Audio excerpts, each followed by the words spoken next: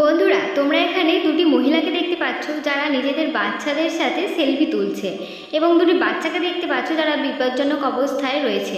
এখন তোমাদের এই ছবিটি ভালো করে দেখে বলতে হবে এখানের মধ্যে কোন বাচ্চাটি বেশি বিপদে রয়েছে। তোমরা ভালো করে ছবিটি দেখো আর আমি তোমাদের ভাবার জন্য কিছুক্ষণ সময় দিচ্ছি।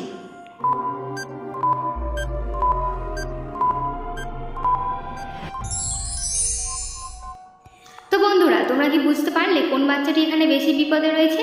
যদি বুঝে থাকো তাহলে ঝটপট কমেন্টে জানিয়ে ফেলো, আর যারা এখনও বুঝতে পারোনি তাদেরকে আমি উত্তরটা ভিডিওর শেষে বলে দিচ্ছি।